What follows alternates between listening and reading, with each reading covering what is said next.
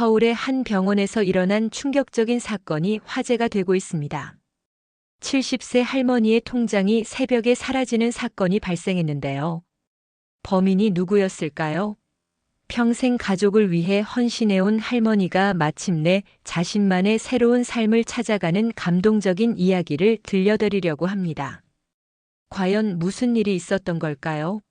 지금부터 여러분께 그 특별한 이야기를 전해드리겠습니다. 여기서 잠깐 더 많은 이야기와 재미있는 콘텐츠를 놓치지 않으시려면 지금 바로 구독과 알림 설정을 해주세요. 여러분의 관심이 저희 채널에게 큰 힘이 됩니다. 병원 특유의 소독약 냄새가 코끝을 찌르는 이른 아침, 70세의 이정옥은 침대에 누워 천장을 바라보고 있었습니다. 복부 수술을 받은 지 사흘째, 아직 몸을 제대로 가누기 힘든 상태였죠. 하지만 정옥의 마음은 몸보다 더 무거웠어요. 어머니, 많이 아프세요? 문을 열고 들어온 건 큰딸 윤진경이었습니다. 45살의 진경은 강남에서 학원을 운영하는 성공한 여성이었어요. 깔끔한 정장 차림에 명품 가방을 든 모습이 병실의 초라함과 대조를 이뤘죠. 아니다, 괜찮아. 그런데 진경아, 너 바쁠 텐데 매일 와서 미안하구나. 정옥의 목소리에는 고마움과 동시에 미안함이 섞여 있었습니다. 평생 자식들을 위해 살아온 어머니의 마음이었죠. 남편이 세상을 떠난 지 10년, 그동안 정옥은 오직 자식들의 성공과 행복만을 위해 살아왔어요. 무슨 말씀을 그렇게 하세요? 어머니가 아프신데 당연히 와야죠. 진경의 말은 따뜻했지만 어딘가 어색한 느낌이 있었습니다. 곧이어 문이 다시 열리며 사위 배성우가 들어왔어요. 40대 후반의 성우는 자영업으로 작은 회사를 운영하고 있었죠. 어머님, 안녕하세요. 좀 어떠세요? 아, 성우야. 고맙다. 성우는 정옥에게 인사를 한 후 진경과 눈빛을 주고받았습니다. 그 순간 정옥은 묘한 불안감을 느꼈어요. 마치 자신이 모르는 무언가가 벌어지고 있다는 직감이었죠. 어머니, 사실 저희가 오늘 온 건 말씀드릴 게 있어서예요. 진경이 조심스럽게 운을 뗐습니다. 병실 안의 공기가 갑자기 무거워진 것 같았어요. 퇴원하시면 혼자 계시기 힘드실 텐데 좋은 요양원을 알아봤거든요. 시설도 좋고 간병도 잘해주고요. 정옥의 눈이 커졌습니다. 요양원이라니. 평생 가족을 위해 헌신한 자신에게 돌아온 것이 요양원 입소라는 말인가요? 요양원이라고? 나는 아직 멀쩡한데? 어머니, 그게 아니라요. 혼자 계시면 위험하잖아요. 또 쓰러지시면 어떡해요? 성우가 거들었습니다. 그의 목소리에는 걱정보다는 오히려 확신이 담겨 있었어요. 그리고 어머님, 솔직히 말씀드리면 경제적인 부분도 생각해 보셔야 해요.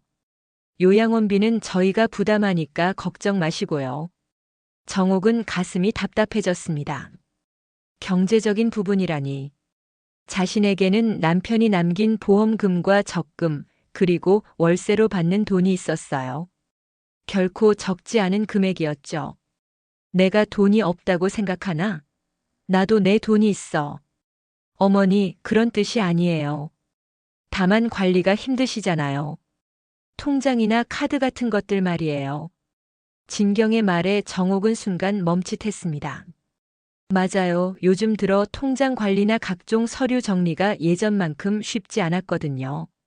하지만 그렇다고 해서 요양원에 들어갈 정도는 아니었죠. 진경아, 성우야. 고마운 마음은 알겠지만 나는 아직 집에서 혼자 살 수 있어. 그리고 도현이도 있잖니. 막내 아들 윤도현을 언급하자 진경과 성우의 표정이 미묘하게 변했습니다. 어머니, 도현이 오빠는 프리랜서잖아요. 수입도 불안정하고 결혼도 안 했고요. 오빠한테 어머니를 맡기기엔 좀. 진경의 말에는 남동생에 대한 무시가 담겨 있었어요. 정옥은 가슴이 아팠습니다. 도현이는 비록 돈은 많이 벌지 못하지만 음악을 사랑하는 순수한 아들이었거든요. 바로 그때 병실 문이 열리며 간호사 한 명이 들어왔습니다. 30대 초반으로 보이는 그 간호사는 장세연이라는 이름표를 달고 있었어요. 안녕하세요, 정옥 어머님. 약 드실 시간이에요. 세연의 목소리는 따뜻하고 친근했습니다. 정옥은 그동안 세연에게 많은 위로를 받았어요. 가족보다도 더 자신을 챙겨주는 것 같아서 고마웠죠. 네, 고맙습니다. 세연은 약을 정리하면서 진경과 성우를 힐끗 바라봤습니다. 뭔가 어색한 분위기를 눈치챈 것 같았어요. 그럼 저희는 이만 가볼게요, 어머니. 요양원 거는 좀 더 생각해 보세요. 진경이 일어서며 말했습니다. 성우도 따라 일어났어요. 어머님 건강하세요. 또 올게요. 두 사람이 나간 후 병실은 다시 조용해졌습니다. 정옥은 창밖을 바라보며 생각에 잠겼어요. 요양원이라니. 평생 가족을 위해 살아온 자신에게 돌아온 것이 이런 결말인가 싶어 마음이 무거웠죠. 어머님 괜찮으세요? 세연이 조심스럽게 물었습니다. 정옥의 표정이 어두워진 것을 눈치챈 것 같았어요. 네, 괜찮아요. 그냥 생각이 많아서요. 가족 일이시군요. 제가 여기서 오래 일했는데 이런 일 많이 봤어요. 어머님 같은 분들이 참 많으시거든요. 세연의 말에 정옥은 고개를 돌렸습니다. 그 눈빛에는 이해와 동정이 담겨 있었어요. 정옥은 그날 밤 잠을 이루지 못했습니다. 천장을 바라보며 지난 70년의 인생을 되돌아봤어요. 결혼 후 남편과 함께 작은 가게를 운영하며 아이들을 키웠고 남편이 세상을 떠난 후에도 오직 자식들만을 생각하며 살아왔죠. 그런데 이제 와서 요양원이라니. 정말 이게 자신이 받아야 할 대우인가 싶어 눈물이 났습니다.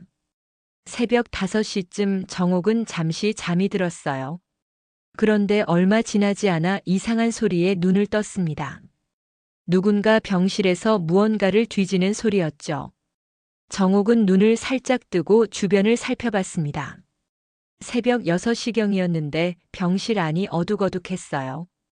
그런데 분명히 누군가 움직이는 소리가 들렸거든요. 누구세요? 정옥이 조심스럽게 물었지만 대답이 없었습니다. 혹시 간호사인가 싶어 불을 켜려던 순간 발소리가 점점 멀어지더니 문이 조용히 닫히는 소리가 들렸어요. 이상했습니다. 간호사라면 인사를 하고 갔을 텐데 말이죠. 정옥은 불안한 마음에 침대 옆 서랍을 확인해 봤어요. 평소 통장과 도장 그리고 현금을 넣어두던 가방이 있던 자리였죠. 이게 뭐지? 가방이 원래 있던 자리에서 조금 벗어나 있었어요. 그리고 가방의 지퍼가 완전히 닫혀 있지 않았죠. 정옥은 서둘러 가방을 열어봤습니다. 아니, 이게 어떻게? 통장이 없었어요. 남편이 남긴 보험금 3천만 원이 들어있던 통장, 그리고 매달 월세로 받는 돈을 모아둔 적금 통장까지 모두 사라져 있었어요. 현금 20만 원도 함께 없어졌죠. 정옥의 손이 떨렸습니다.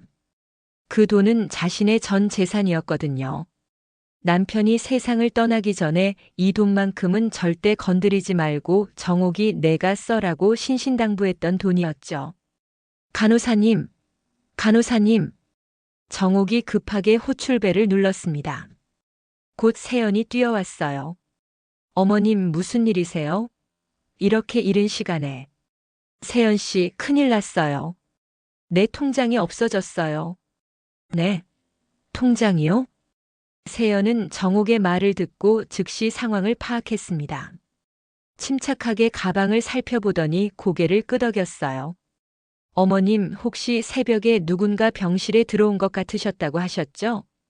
네, 분명히 누군가 뒤지는 소리가 났어요. 그런데 대답이 없더라고요. 세연의 표정이 심각해졌습니다. 간호사로 일하면서 이런 일을 몇 번 본 적이 있었거든요. 어머님, 일단 병원 보안실에 신고해야겠어요. 그리고 CCTV를 확인해 봐야 할 것 같아요. CCTV요? 네, 병원 복도마다 설치되어 있거든요. 누가 언제 들어왔는지 확인할 수 있어요. 세연은 즉시 보안실에 연락했습니다. 30분 후 보안 담당자가 노트북을 들고 병실로 왔어요. 어머님, 새벽 5시 30분경 영상입니다. 노트북 화면에 복도 CCTV 영상이 재생됐어요. 그런데 정옥이 본 것은 충격적이었습니다. 분명히 성우가 병실 문을 열고 들어가는 모습이었거든요. 저 사람이 내 사위예요. 정옥의 목소리가 떨렸습니다. 믿을 수가 없었어요. 어제 그렇게 걱정하는 척하던 사위가 새벽에 몰래 들어와서 자신의 통장을 훔쳐간 거였나요? 어머님, 이건 심각한 문제예요. 경찰에 신고하셔야 해요. 보안 담당자가 말했습니다. 하지만 정옥은 머리가 복잡했어요. 아무리 그래도 사위인데 경찰에 신고한다는 게 쉽지 않았죠. 잠깐만요. 우선 딸한테 연락해 볼게요. 정옥은 떨리는 손으로 진경에게 전화를 걸었습니다. 여보세요, 엄마? 진경아, 너 지금 어디 있니? 집에 있어요. 왜요? 성우는? 성우요? 성우는 새벽부터 일 때문에 나갔어요. 왜 그러세요? 정옥은 순간 말문이 막혔습니다. 진경이 거짓말을 하고 있는 건지 아니면 정말 모르는 건지 판단이 서지 않았어요. 진경아, 엄마 통장이 없어졌어. 네? 통장이요? 어떻게? 새벽에 누군가 병실에 들어왔는데 CCTV를 보니까 성우더라. 전화기 너머로 잠시 침묵이 흘렀습니다. 그리고 진경의 목소리가 들렸어요. 엄마, 그게 성우가 엄마 통장 좀 맡아서 관리하려고 했나 봐요. 뭐라고? 어제 말씀드렸잖아요. 엄마 혼자서 관리하시기 힘드시다고.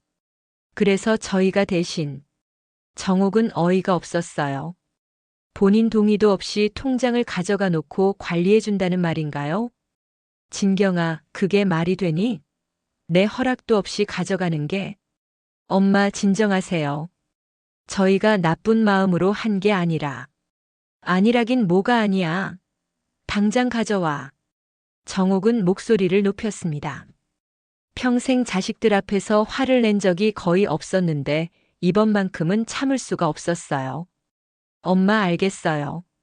성우한테 연락해서 가져가게 할게요.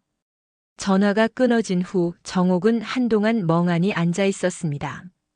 세연이 조심스럽게 다가왔어요. 어머님, 괜찮으세요? 세연 씨, 나는 지금까지 뭘 한 거지? 정옥의 목소리에는 자괴감이 담겨 있었어요. 평생 자식들을 위해 희생했는데 돌아온 건 이런 배신이었나 싶어 마음이 아팠죠. 어머님, 지금이라도 늦지 않았어요. 어머님께서 결정하시면 돼요. 세연의 말에 정옥은 고개를 들었습니다. 그동안 자식들의 눈치만 보며 살아왔는데 이제는 자신을 위해 결정해야 할 때가 온 것 같았어요. 1시간 후 성우가 병실에 나타났습니다. 손에는 가방을 들고 있었어요. 어머님, 죄송합니다. 깜짝 놀라게 해드렸네요. 성우야, 설명해봐. 왜 내 허락도 없이 가져간 거야? 어머님, 저희가 진짜 어머님을 위해서 한 거예요. 요양원 입소 준비하려면 돈 관리를 미리 해둬야 해서. 요양원? 내가 언제 요양원 간다고 했어? 정옥의 목소리가 단호해졌습니다. 성우는 당황한 표정을 지었어요. 그게. 어머님 혼자서는 힘드시잖아요. 나이도 있으시고. 나이가 있어도 내 돈은 내가 관리한다. 앞으로 이런 일 없게 해. 정옥은 가방을 받아들고 안을 확인했습니다. 다행히 통장들이 모두 들어 있었어요. 하지만 현금은 없었죠. 현금은 어디 있어? 아, 그건 어머님 병원비 내는데 썼어요. 병원비는 보험으로 처리되는 거 아니야? 성우가 말을 버벅거렸습니다. 명백한 거짓말이었죠. 그때 세연이 조용히 말했어요. 어머님, 병원비는 이미 보험으로 다 처리됐어요. 추가로 낼 게 없거든요. 성우의 얼굴이 빨갛게 달아올랐어요. 거짓말이 들통난 것이죠. 정옥은 그 순간 깨달았습니다. 자신이 얼마나 순진했는지, 그리고 자식들이 자신을 어떻게 생각하고 있는지 말이에요. 이제 더 이상 참을 수 없었어요. 성우가 병실을 나간 후 정옥은 한동안 말이 없었습니다. 세연은 조용히 정옥 곁에 앉아 기다려줬어요. 70년을 살아오면서 이런 배신감을 느껴본 적이 없었거든요. 세연 씨, 나는 정말 바보였나 봐요. 어머님, 그런 말씀 마세요. 가족을 믿는 게 잘못된 건 아니에요. 하지만 결과는 이 꼴이잖아요. 내가 너무 순진했나? 정옥의 목소리에는 깊은 상처가 담겨 있었어요. 세연은 간호사로 일하면서 이런 상황을 여러 번 봤지만 매번 마음이 아팠죠. 어머님, 지금이라도 늦지 않았어요. 어머님이 결정하시면 돼요. 결정이라니? 법적으로 보호받을 수 있는 방법들이 있어요. 제가 아는 변호사님이 계신데. 정옥은 세연의 말에 고개를 들었습니다. 법이라니. 평생 법정에 가본 적도 없고 변호사와 이야기해 본 적도 없었거든요. 바로 그때 병실 문이 열리며 도현이 들어왔습니다. 40살의 막내 아들은 평소와 달리 표정이 어두웠어요. 엄마, 괜찮으세요? 도현아, 너는 어떻게? 누나한테 들었어요. 매형이 엄마 통장을 가져갔다고. 도현의 목소리에는 분노가 섞여 있었습니다. 평소 온순한 성격이었지만 어머니에 관한 일만큼은 절대 참지 못했거든요. 도현아, 너는 화내지 마라. 매형도 나름대로. 엄마, 왜 또 감싸세요? 허락도 없이 남의 통장 가져가는 게 말이 돼요? 도현은 주먹을 꽉 쥐었습니다. 형부와 누나가 어머니를 어떻게 대하는지 예전부터 불만이 많았거든요. 누나는 뭐라고 해요? 누나는 매형 편을 들더라. 정옥의 마음이 더욱 무거워졌습니다. 큰딸마저 자신보다는 남편을 선택한 것 같아서 서러웠어요. 도현아, 엄마가 바보 같지? 엄마, 그런 말씀 마세요. 엄마는 너무 착하신 거예요. 도현이 어머니의 손을 잡았습니다. 그 손이 예전보다 훨씬 말라있다는 걸 느꼈어요. 세연이 조심스럽게 말을 꺼냈습니다. 도현 씨, 제가 아까 어머님께 말씀드렸는데 법적으로 보호받을 수 있는 방법이 있어요. 법적으로요? 네, 제가 아는 변호사님이 계세요. 박주형 변호사님인데 이런 사건들 많이 다루세요. 정옥은 박주형이라는 이름을 듣고 깜짝 놀랐습니다. 혹시 그분이 30년 전에 중학교 다닌? 네. 어머님이 아세요? 내가 가르쳤던 제자야.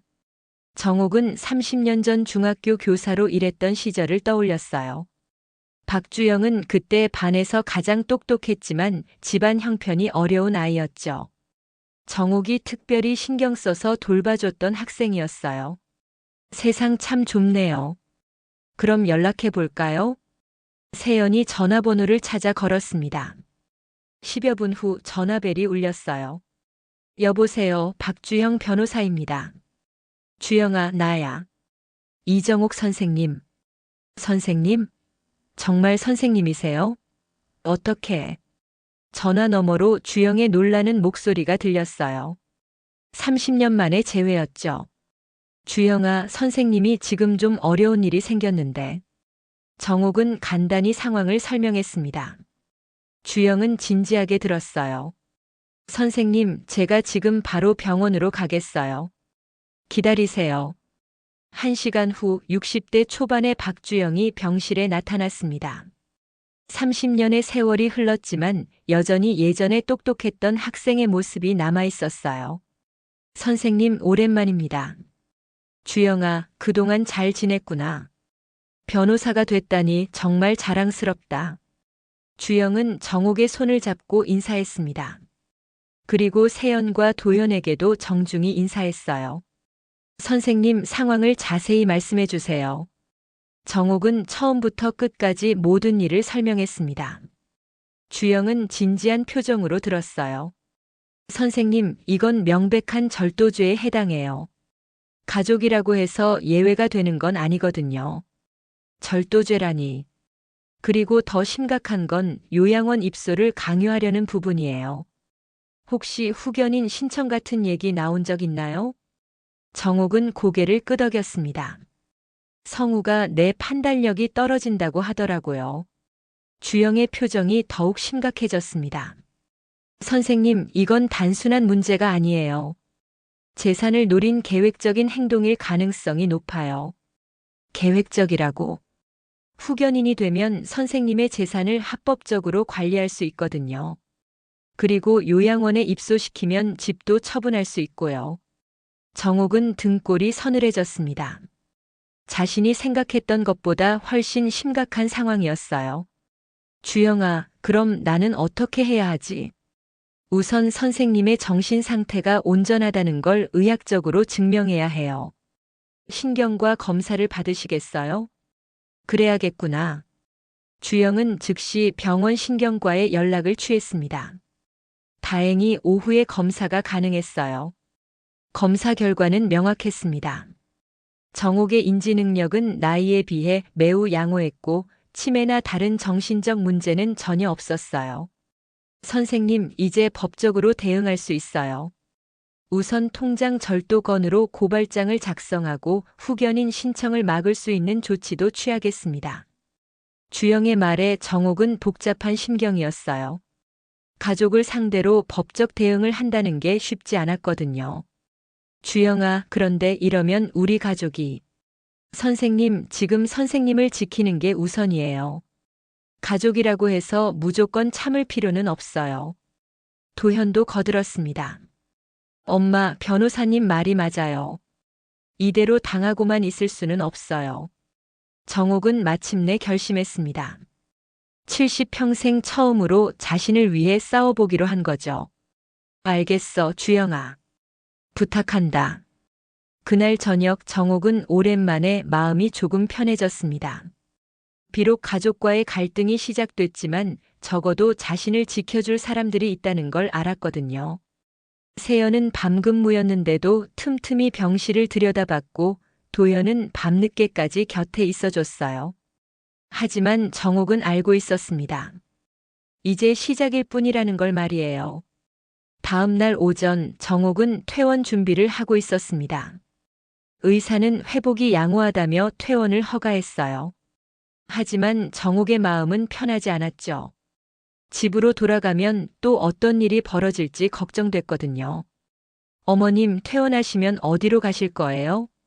세연이 짐을 정리하며 물었습니다.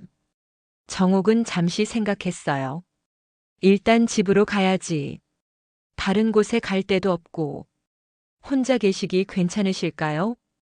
도현이가 와줄 거야. 그리고 주영이도 연락하라고 했고. 바로 그때 병실 문이 열렸습니다. 진경과 성우가 함께 들어왔어요. 두 사람의 표정이 평소와 달랐죠.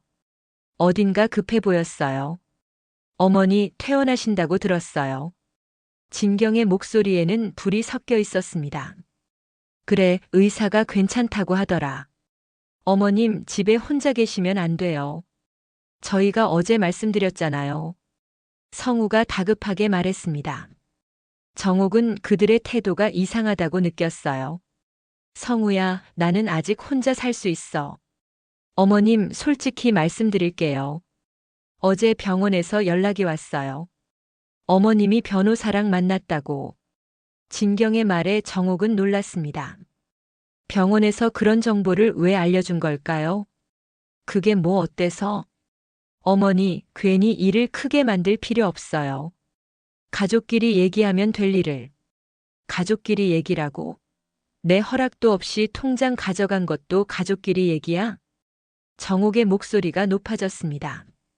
세연이 조용히 뒤로 물러났어요. 어머니, 저희가 잘못했어요. 인정해요. 하지만 법까지 끌고 갈 일은 아니잖아요. 성우가 고개를 숙이며 말했습니다. 하지만 정옥은 그의 진심을 의심했어요. 그럼 앞으로 이런 일 없을 거야? 당연히 없을 거예요. 약속드릴게요. 요양원 얘기도 다시 안 할 거고. 진경과 성우가 서로 눈빛을 주고받았습니다. 그리고 진경이 대답했어요. 그건 어머니 건강을 생각해서 하는 말이에요. 내 건강은 내가 알아서 해. 정옥이 단호하게 말했습니다. 그때 도현이 병실로 들어왔어요. 누나, 매형. 여기 계셨네요. 도현의 목소리는 차가웠습니다. 어제 일로 형부에 대한 감정이 좋지 않았거든요. 도현아, 너도 왔구나. 엄마 퇴원하시는데 우리끼리 얘기 좀 해야겠어. 얘기요? 무슨 얘기요? 엄마가 변호사까지 만나셨잖아. 이건 좀 과한 것 같아서. 진경의 말에 도현이 웃었습니다. 하지만 그 웃음에는 비웃음이 섞여 있었어요. 과하다고요? 누나, 매형이 한 짓이 과한 거 아니에요? 도현아, 우리 가족끼리 싸우면 안 되잖아. 가족이면 더 안 그래야죠. 어떻게 어머니 몰래 통장을 가져가요? 형제 간의 갈등이 표면으로 드러났습니다. 정옥은 가슴이 답답했어요. 얘들아, 그만해. 엄마 앞에서 싸우지 마라. 하지만 도현은 멈추지 않았습니다. 엄마, 이런 식으로 넘어가시면 안 돼요. 누나와 매형이 진짜 반성하는 것 같아요. 도현아. 진경이 소리쳤습니다. 병실 분위기가 험악해졌어요. 바로 그때 박주영이 병실에 들어왔습니다. 상황을 파악하고는 침착하게 말했어요. 안녕하세요. 박주영 변호사입니다.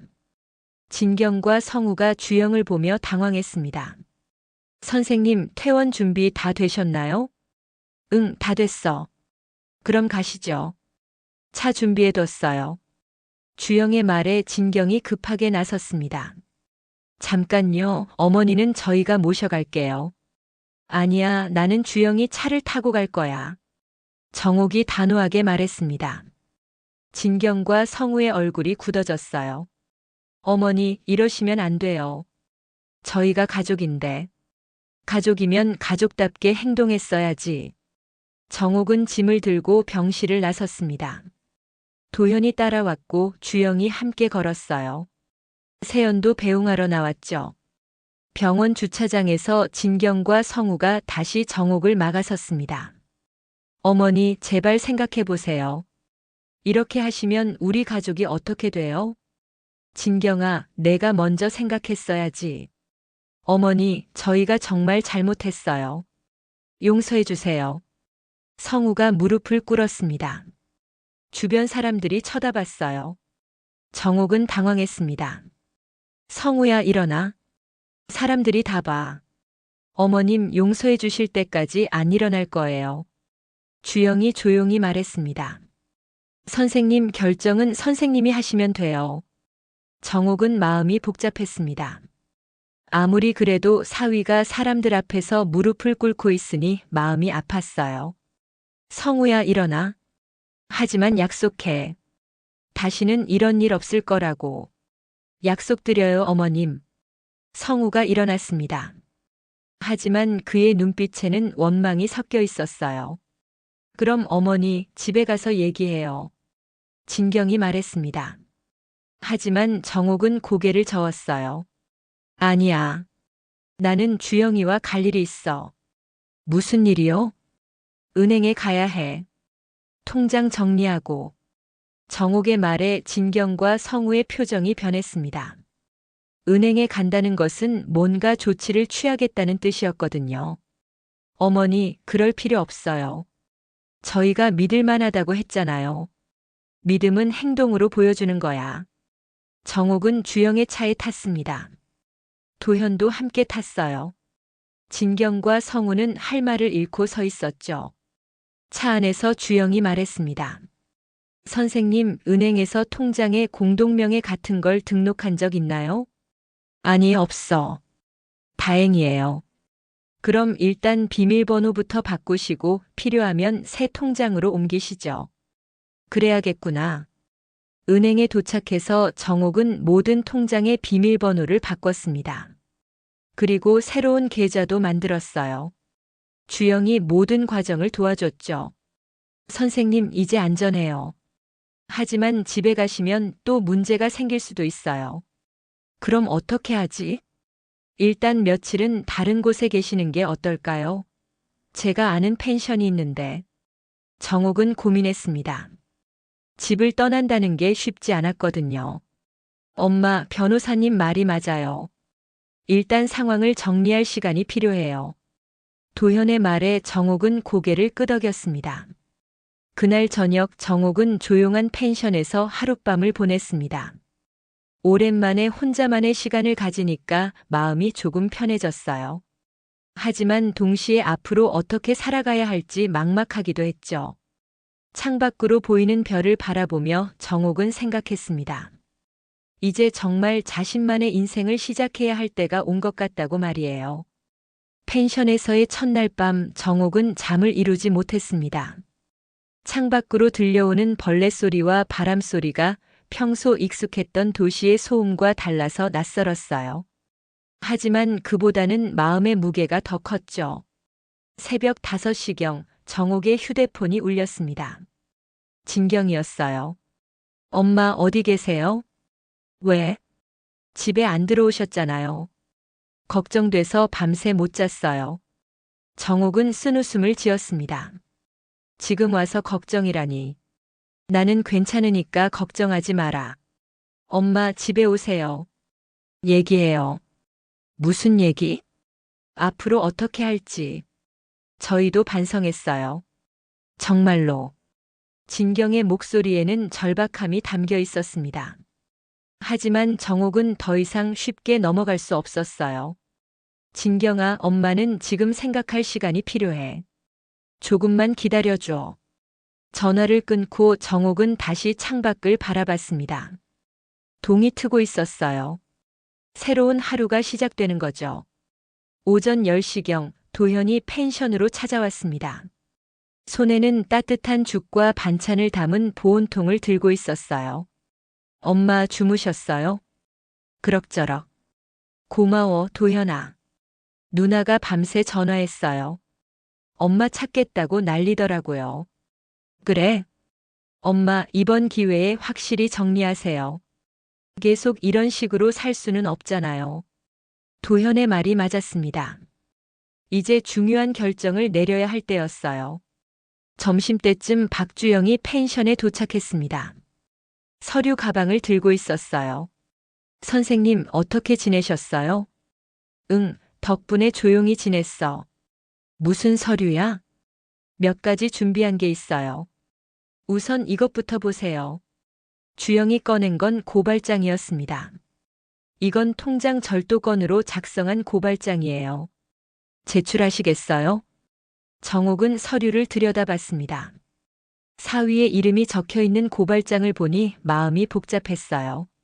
주영아, 이걸 내면 성우는 어떻게 되는 거야? 일단 조사를 받게 되고 경우에 따라서는 기소될 수도 있어요. 기소라니. 정옥은 한숨을 쉬었습니다. 가족을 상대로 그런 일을 한다는 게 마음 아팠거든요. 선생님, 하지만 이렇게 하지 않으면 또 비슷한 일이 반복될 수 있어요. 바로 그때 정옥의 휴대폰이 울렸습니다. 진경이었어요. 엄마, 지금 어디 계세요? 찾아가서 얘기하고 싶어요. 진경아, 지금은. 엄마, 제발요. 정말 중요한 얘기가 있어요. 진경의 목소리가 울먹거렸습니다. 정옥은 마음이 약해졌어요. 알겠어. 펜션 주소 보내줄게.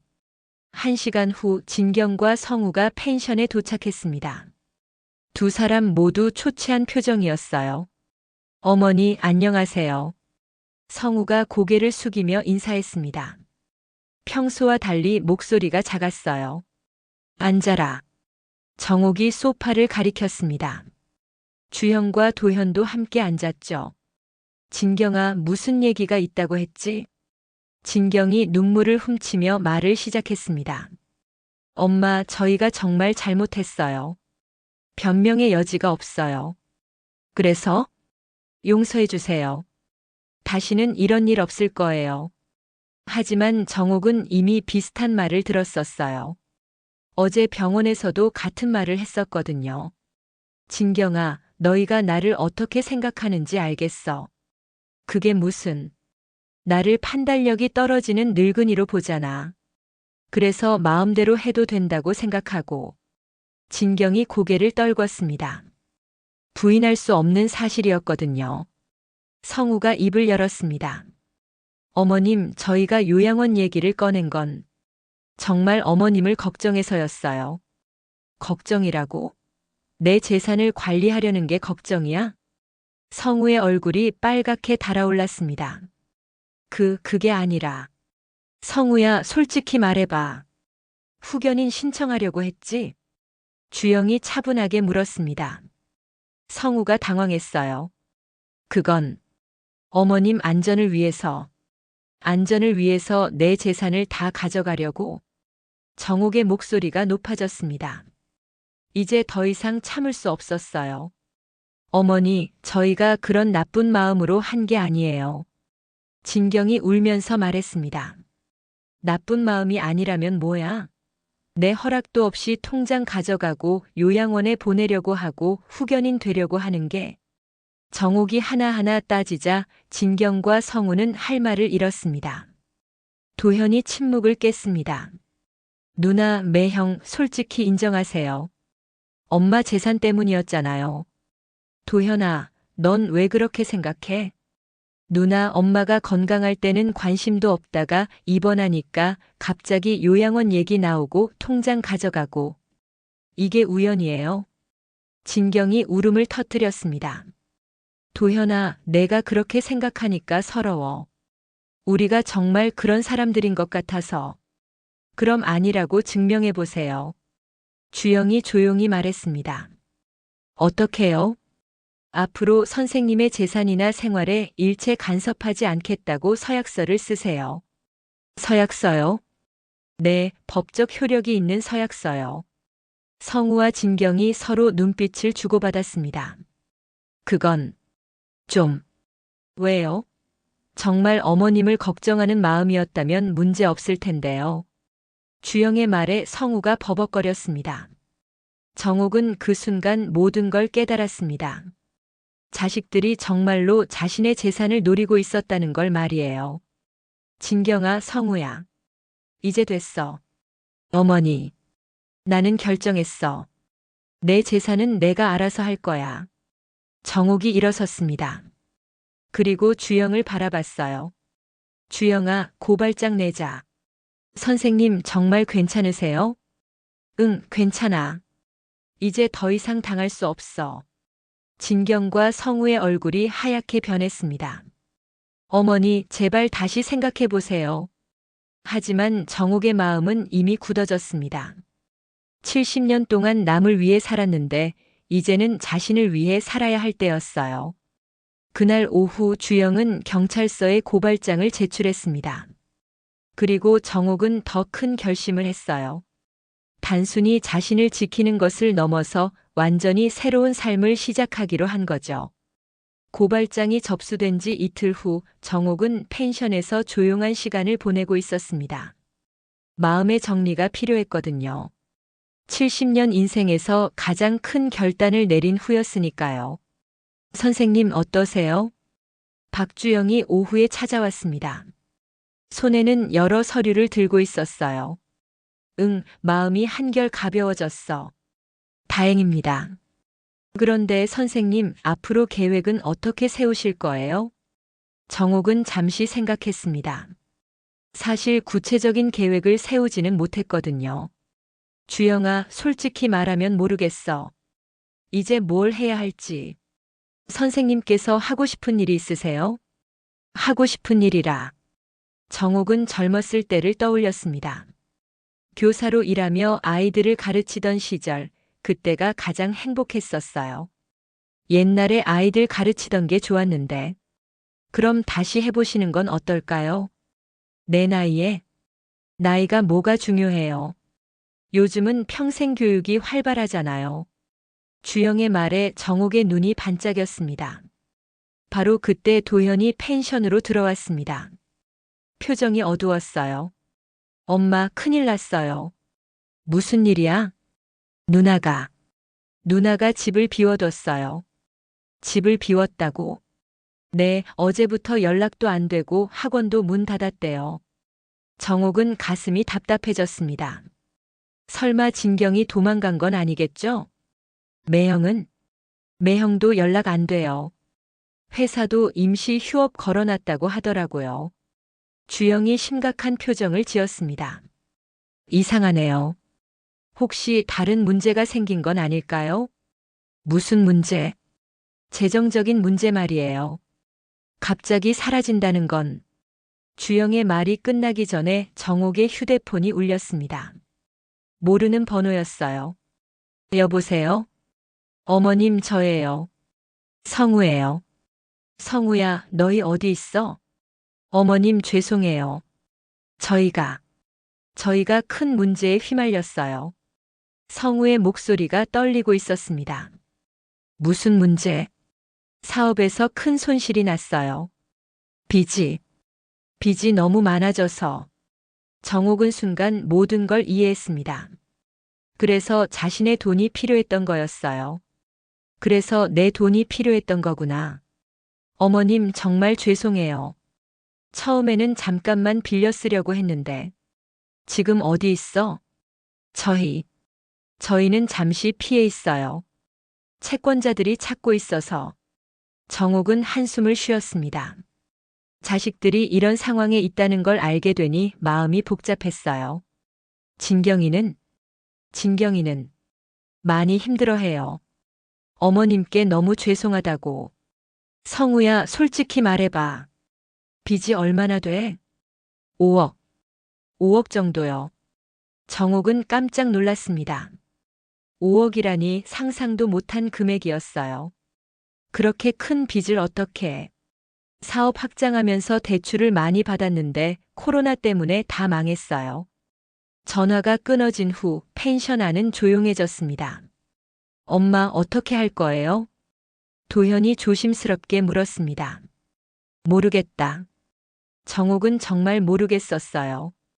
화가 나면서도 한편으로는 자식들이 걱정됐거든요. 주영이 말했습니다. 선생님이 도와줄 의무는 없어요. 성인인 자식들이 사업 실패한 건 자기 책임이에요. 그렇다고 해도 선생님 돈으로 그 빚을 갚는다고 해도 일부밖에 안 돼요. 그리고 갚아봤자 또 빚을 질 수도 있고요. 주영의 말이 맞았습니다. 정옥의 전 재산은 약 8천만 원 정도였는데 5억의 빚에는 턱없이 부족했죠. 그럼 내가 뭘 할 수 있지? 아무것도 안 하시면 돼요. 이미 충분히 해주셨잖아요. 도현도 거들었습니다. 엄마, 변호사님 말이 맞아요.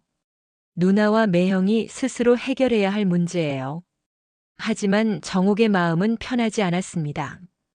아무리 그래도 자식인데 이런 어려움에 처했다는 걸 알고도 모른 척할 수는 없었거든요. 그날 밤 정옥은 많은 생각을 했습니다. 자식들을 도와야 할지 아니면 자신의 삶을 지켜야 할지 고민이 됐어요. 다음 날 아침 정옥은 결심했습니다. 주영아, 내가 결정했어. 어떤 결정이세요? 내 재산을 기부할 거야.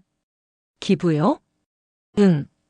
자식들한테 주면 빚 갚는데 조금 보태는 정도밖에 안 되잖아. 그럴 바에는 정말 필요한 곳에 쓰이는 게 낫겠어. 주영은 놀란 표정을 지었습니다. 선생님 정말 괜찮으세요? 그럼 선생님은 어떻게 사실 거예요? 나는 시골로 갈 거야. 시골로요? 응, 작은 마을에서 조용히 살면서 아이들 가르치고 싶어. 그게 내가 진짜 하고 싶었던 일이야. 정옥의 목소리에는 확신이 담겨 있었습니다. 엄마 정말 괜찮으세요? 도현이 걱정스럽게 물었습니다.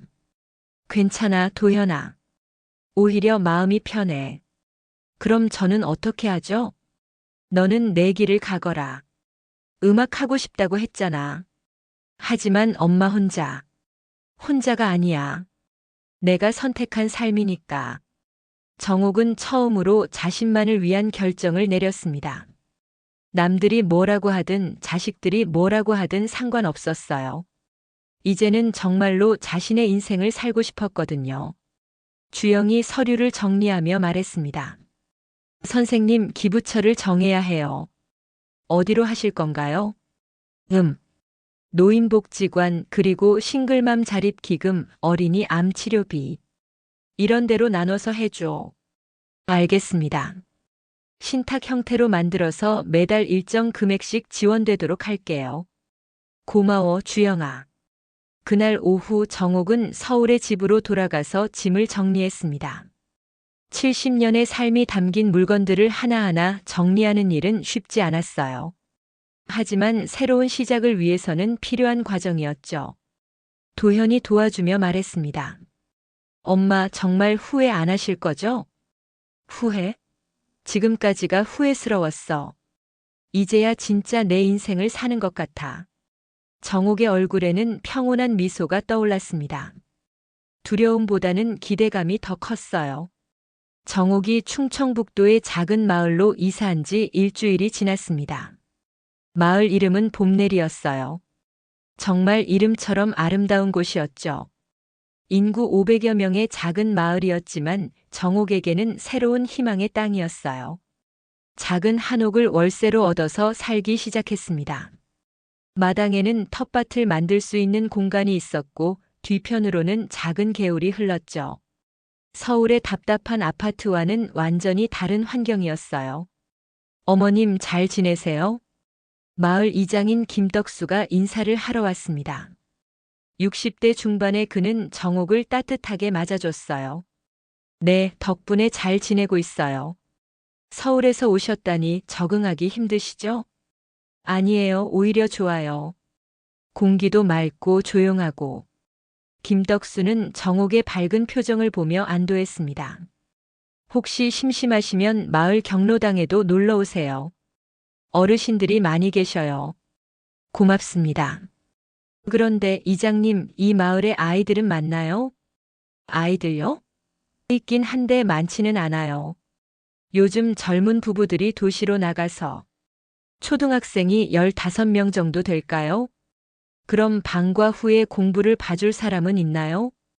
그게 없어요. 다들 읍내 학원까지 가야 하는데 교통비도 만만치 않고. 정옥의 눈이 반짝였습니다. 바로 이거였어요. 자신이 할 수 있는 일 말이죠. 이장님, 제가 아이들 공부를 봐드릴까요? 저는 옛날에 교사였거든요. 정말요? 그럼 정말 좋겠는데요. 김덕수의 얼굴이 환해졌습니다. 장소는 어디서 하면 좋을까요? 마을 회관이 있어요. 거기서 하시면 될 것 같은데. 그럼 내일부터 시작해 볼까요?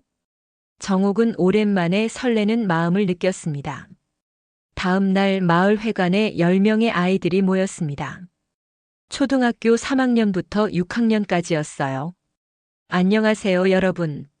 저는 이정옥 선생님이에요. 안녕하세요. 아이들의 맑은 목소리가 회관에 울려 퍼졌습니다. 정옥은 가슴이 벅찼어요. 우리 오늘부터 함께 공부해 볼까요? 어려운 건 없고 재미있게 해보자. 아이들은 호기심 가득한 눈으로 정옥을 바라봤습니다. 선생님, 서울에서 오셨어요? 6학년 김민지가 물었습니다. 응, 맞아. 서울에서 왔어. 와, 서울은 어때요? 롯데타워 봤어요? 봤지. 정말 높더라. 아이들이 웅성거렸습니다. 서울에서 온 선생님이 신기했나 봐요. 그런데 왜 우리 마을에 오셨어요? 3학년 박준호가 천진난만하게 물었습니다. 정옥은 잠시 생각했습니다. 아이들에게 어떻게 설명해야 할까요? 선생님이 정말 하고 싶었던 일이 있었거든. 그게 바로 여러분들 가르치는 일이야. 우리를 가르치는 게 하고 싶었어요? 응, 정말 그래. 선생님은 여러분들과 함께 있을 때가 가장 행복해. 아이들의 얼굴이 밝아졌습니다. 수업은 생각보다 재미있었어요. 아이들은 순수했고 배우려는 의욕도 있었죠. 정옥은 오랜만에 진짜 행복을 느꼈습니다. 한 달이 지나자 마을 사람들 사이에서 정옥에 대한 소문이 퍼졌어요. 서울에서 온 선생님이 아이들을 정말 잘 가르친다고 말이죠. 정옥 선생님 덕분에 우리 민지 성적이 많이 올랐어요. 민지 어머니가 고마워했습니다. 아니에요. 민지가 원래 똑똑한 아이였어요. 그래도 선생님이 잘 가르쳐 주신 덕분이에요. 정옥은 뿌듯했습니다. 이런 보람이 있는 일을 왜 이제야 하게 됐을까 싶었어요. 어느 날 오후 정옥이 텃밭을 가꾸고 있을 때 택시 한 대가 마을에 들어왔습니다. 택시에서 내린 사람을 보고 정옥은 깜짝 놀랐어요. 진경이었거든요. 엄마. 진경이 달려왔습니다. 모습이 많이 초췌해져 있었어요. 진경아, 너 어떡해? 엄마, 여기서 뭐 하세요? 진경은 정옥이 흙을 만지고 있는 모습을 보고 당황했습니다. 텃밭 가꾸고 있어.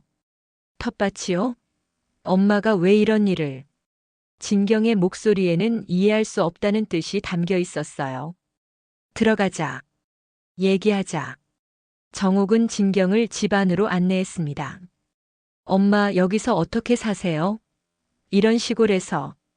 나는 괜찮아. 오히려 좋아. 좋다고요? 엄마, 정신 차리세요. 나이 70에 혼자 이런 곳에서. 진경의 말에 정옥은 기분이 나빠졌습니다. 진경아, 내가 뭘 잘못하고 있는 거야? 잘못했다는 게 아니라. 엄마는 편안히 지내셔야죠. 나는 지금 편안해. 엄마, 솔직히 말할게요. 저희 문제 때문에 이렇게 하신 거죠? 진경의 눈에 눈물이 맺혔습니다. 그게 아니야. 나는 정말 하고 싶었던 일을 하고 있어. 무슨 일이요? 아이들 가르치는 일. 마을 아이들한테 공부 가르쳐 주고 있어. 진경은 어이가 없다는 표정을 지었습니다. 엄마, 그런 일은 젊은 사람들이 하는 거예요. 엄마 나이에. 내 나이에는 뭘 해야 하는데? 편히 쉬시고 자식들 곁에서. 자식들 곁에서? 진경아, 너희들이 나를 어떻게 대했는지 기억해? 진경이 할 말을 잃었습니다. 엄마, 저희가 잘못했어요. 인정해요. 그래서 이렇게 찾아온 거예요. 뭐하러? 같이 살자고 하려고요. 저희가 책임질게요. 정옥은 고개를 저었습니다. 진경아, 고마운 마음은 알겠지만 됐어. 왜요? 저희가 뭘 더 해드려야 해요? 아무것도 안 해도 돼. 나는 지금이 좋아. 진경은 이해할 수 없었습니다. 어머니가 왜 이런 선택을 하는지 말이에요. 엄마, 정말 그렇게까지 해야 했어요? 재산도 다 기부하고. 그게 내 선택이야. 하지만 우리는 가족이잖아요. 가족이면 가족답게 행동했어야지. 정옥의 목소리가 단호해졌습니다. 진경은 한동안 울었습니다. 그리고 마침내 말했어요. 엄마, 정말 용서 안 해주실 거예요? 용서는 했어. 하지만 잊지는 않을 거야. 그럼 저희는 어떻게 해야 해요? 너희들 일은 너희들이 해결해. 나는 더 이상 간섭하지 않을 거야. 진경은 더 이상 할 말이 없었습니다. 어머니의 마음이 완전히 바뀌었다는 걸 느꼈거든요. 그럼 가끔 연락이라도 드려도 될까요? 그건 괜찮아. 하지만 내 생활에 간섭하지는 마라. 진경은 고개를 끄덕였습니다. 그리고 택시를 부르러 나갔어요. 택시가 떠나간 후 정옥은 다시 텃밭으로 나갔습니다. 매화나무 아래에서 흙을 만지며 생각했어요. 이제 정말 자신만의 인생이 시작된 것 같다고 말이죠. 봄이 되었습니다. 정옥이 봄내리 마을에 온 지 벌써 6개월이 지났어요. 마당의 매화나무에서 꽃봉오리가 터지기 시작했고 정옥이 정성스럽게 가꾼 텃밭에서는 파릇파릇한 새싹들이 얼굴을 내밀고 있었죠. 선생님, 오늘도 일찍 오셨네요. 마을 회관에서 아이들을 기다리고 있던 정옥에게 민지가 다가왔습니다. 이제 중학교에 진학한 민지는 여전히 정옥의 수업을 듣고 있었어요. 민지야, 중학교 생활은 어때?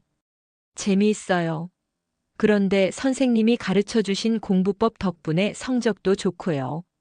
정옥은 뿌듯한 미소를 지었습니다. 아이들이 잘 자라는 모습을 보는 것만큼 행복한 일이 또 있을까 싶었어요. 선생님, 저희 오늘 뭐 배울 거예요? 준호가 호기심 가득한 눈으로 물었습니다. 오늘은 특별한 걸 해볼까? 여러분이 꿈에 대해서 얘기해보자. 꿈이요? 응, 여러분이 커서 뭐가 되고 싶은지, 어떤 사람이 되고 싶은지. 아이들의 눈이 반짝였습니다. 저는 의사가 되고 싶어요. 저는 선생님처럼 아이들 가르치는 선생님이 될래요. 저는 가수가 되고 싶어요. 아이들의 꿈 이야기를 들으며 정옥은 자신의 어린 시절을 떠올렸습니다. 그때도 선생님이 되고 싶었었는데 결혼하고 아이를 키우면서 그 꿈을 잊고 살았었죠. 그런데 지금 70세가 되어서야 진짜 자신이 원했던 일을 하고 있었어요. 선생님은 꿈이 뭐였어요? 민지가 물었습니다. 선생님 꿈은 지금 하고 있는 일이야. 여러분들과 함께 공부하고 여러분들이 꿈을 키워나가는 걸 지켜보는 것. 와, 그럼 선생님은 꿈을 이룬 거네요. 그렇지. 늦었지만 이뤘어. 정옥의 목소리에는 만족감이 담겨 있었습니다. 수업이 끝나고 집으로 돌아가는 길에 정옥의 휴대폰이 울렸습니다. 도현이었어요. 엄마 안녕하세요. 잘 지내세요? 응, 잘 지내고 있어. 너는? 저도 잘 지내고 있어요. 엄마 좋은 소식이 있어요. 무슨 소식? 제가 음반사와 계약했어요. 정식 앨범을 낼 수 있게 됐어요. 정옥은 깜짝 놀랐습니다. 도현이 드디어 자신의 꿈을 이뤄가고 있었던 거죠. 정말? 축하해, 도현아. 엄마 덕분이에요.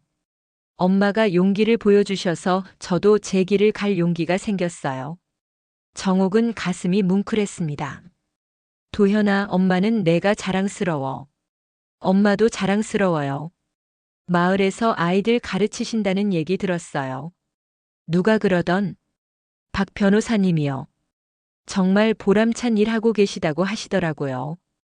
통화를 마친 후 정옥은 마당에 나가 텃밭을 둘러봤습니다.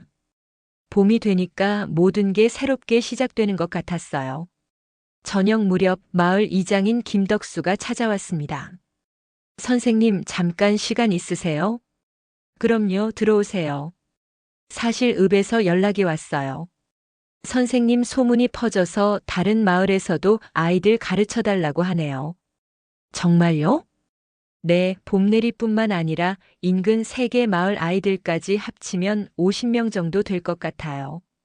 정옥은 놀랐습니다. 이렇게 많은 아이들이 자신을 필요로 한다니. 그런데 장소가 문제겠는데요. 그것도 해결됐어요. 읍에서 마을 회관을 더 크게 지어주겠다고 하네요. 그리고 선생님께 정식으로 강사료도 드린다고 하고요. 정옥은 믿기지 않았습니다. 이장님, 저는 돈을 받으려고 하는 게 아니에요. 알아요. 하지만 선생님도 생활하셔야죠. 그리고 이런 좋은 일 하시는 분한테 당연히 대우를 해드려야죠. 그날 밤 정옥은 오랜만에 진경에게 전화를 걸었습니다. 엄마 웬일이세요? 진경아, 잘 지내고 있어? 네. 그럭저럭요. 엄마는요? 나는 정말 잘 지내고 있어. 그리고 진경아. 네. 고마워. 갑자기 왜요? 너희들 때문에 내가 진짜 내 인생을 찾을 수 있었거든. 진경은 한동안 말이 없었습니다. 엄마, 저희가 그렇게 나쁜 짓을 했는데. 나쁜 짓이긴 했지. 하지만 그 덕분에 나는 깨달을 수 있었어. 내가 정말 뭘 원하는지 말이야. 엄마. 진경아, 너도 내 인생을 살아. 엄마 걱정은 하지 말고. 네, 알겠어요. 엄마 사랑해요. 나도 사랑해. 전화를 끊고 정옥은 창밖을 바라봤습니다. 달빛 아래 매화나무가 환하게 빛나고 있었어요. 한 달 후 새로 지어진 마을 교육관에서 정옥의 첫 수업이 열렸습니다. 50명의 아이들이 모였어요. 정옥은 떨렸지만 동시에 설렜습니다. 안녕하세요, 여러분. 저는 이정옥 선생님이에요. 안녕하세요. 아이들의 힘찬 인사소리가 교육관을 가득 채웠습니다. 우리 함께 재미있게 공부해 볼까요? 네. 정옥은 70세가 되어서야 진짜 자신의 인생을 시작했습니다. 이름 석자 이정옥으로 살아가는 삶을 말이에요. 더 이상 누구의 엄마가 아닌 그저 정옥으로서의 삶이었죠. 텃밭에서는 상추와 토마토가 무럭무럭 자라고 있었고 매화나무는 푸른 잎을 티누고 있었어요. 정옥의 새로운 인생도 그렇게 푸르게 자라나고 있었습니다. 선생님, 내년에도 계속 가르쳐 주실 거죠? 민지가 수업 후에 물었습니다. 당연하지. 선생님이 여기 있는 한 계속 가르쳐 줄 거야. 와, 좋아요.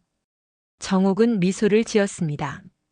봄이 오기 전에 혹독한 겨울을 견뎌야 했지만 결국 봄은 왔어요. 그리고 이제 정옥의 인생에도 진짜 봄이 찾아온 것 같았습니다. 저녁 무렵 정옥은 텃밭에서 상추를 따며 생각했습니다. 70년을 살아오면서 가장 행복한 시간이 바로 지금이라고 말이에요. 늦었지만 마침내 자신만의 인생을 찾았고 그 인생을 살아가고 있었으니까요. 매화나무 아래에서 정옥은 조용히 말했습니다. 이제 엄마 말고 나로 산다. 그 말은 바람에 실려 마을 전체로 퍼져나갔습니다. 새로운 시작을 알리는 선언처럼 말이에요.